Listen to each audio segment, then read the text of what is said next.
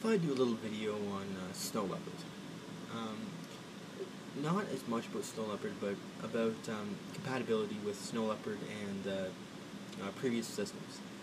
Now, Apple has made a choice to switch to Intel platform, to the Intel platform. This is not anything new. It happened a while ago, but they did it. All Macs you buy now will all be on the Intel platform. The Intel platform is great. I find it faster. Dual-core systems or Core 2 Duo system, which is like this MacBook I'm working on, are great. Nice and fast. Really, really responsive compared to the older systems. But the old processor that they've switched off of is the PowerPC processor. The PowerPC processor is still well known. There's still users out there using it. Actually, I have this right here is an iBook, and it's running a PowerPC processor. This actually was my first Mac laptop, and I love the system. It's still running Leopard. Still got some great programs on it. It still does its job. It's a 1.2 gigahertz. 1.25 gigahertz. It has a 1.5 gigs of RAM. It's got a 160 gigabyte hard drive. So it's it's a nice computer and everything. But the only problem with that system is that it is no longer compatible. What Apple has, I don't know if they've officially announced it, but most people are talking about it. They're saying that Snow Leopard, the newest Mac operating system, the one that's going to be after Leopard, is not going to run on PowerPC systems. Now I think about it, I see why Apple does it, and I see why Apple doesn't, why Apple shouldn't do it, and I debate in my own mind why they would do that.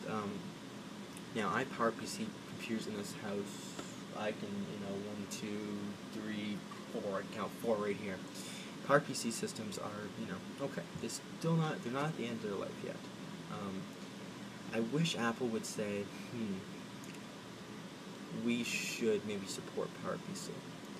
Now, another way, I can see why they can't, because they're removing a whole bunch of code that was designed to make it universal between both Intel and PowerPC, and they're doing a whole bunch of stuff to the operating system to make it smaller, stronger, faster, optimized in many ways to be able to use different graphics cards, different chipsets, all that kind of stuff.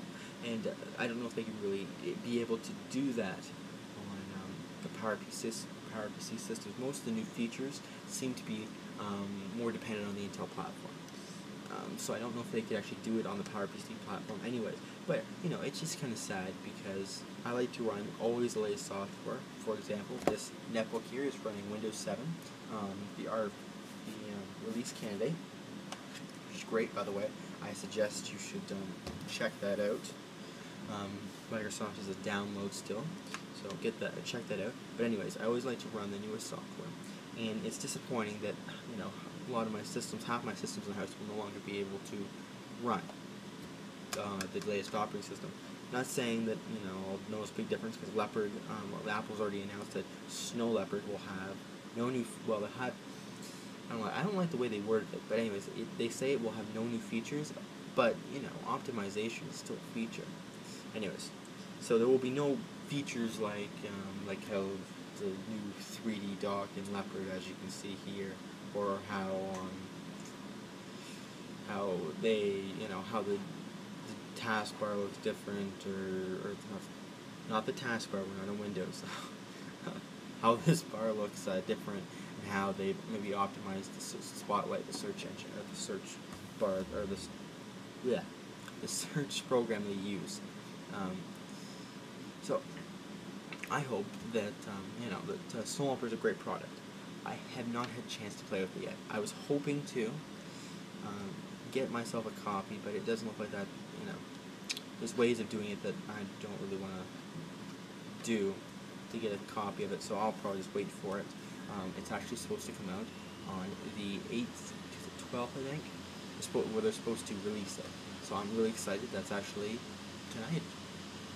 I'm excited. Hopefully it'll be a great program. or a great operating system, and really take advantage of the chipsets and the power that I know that I have in my system that I hope will really be optimized, really utilize that. One thing I've actually seen it running on a system, not my system, my personal system, but someone else's system, and I was really amazed.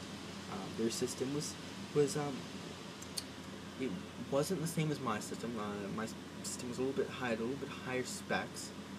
It was the very first generation MacBook, and it seemed to run really fast, like so fast that it would beat my current MacBook in speed test and all that kind of stuff.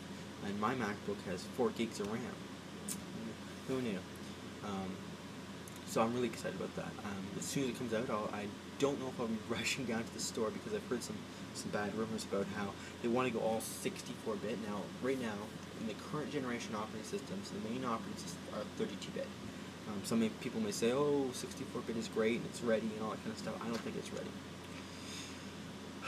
Maybe it's because I'm coming off of being a Windows user, but when I was running 64-bit Windows, compatibility sucked at best. It's the best way I can word it. It really wasn't what it should have been. On the other hand, Mac is right now, the current Leopard generation operating system is supposed to be 64-bit, but not a full 64-bit operating system. The kernel is not 64-bit. I don't want to go into too much detail. It gets complicated, but part of the operating system is not 64-bit. The new operating system, on the other hand, is supposed to be 64-bit, which I'm really excited about, because I really want to take advantage of I have a 64-bit processor. Why not use it? So I'm really excited about that. One thing I'm going to be a bit disappointed about is that some app creators or some software designers or creators and all that kind of that whole thing, that people who design software, some of them do not want to are not ready to go to the full 64-bit or the full Mac application. Mac has different names for their operating system programs like Cocoa, Carbon.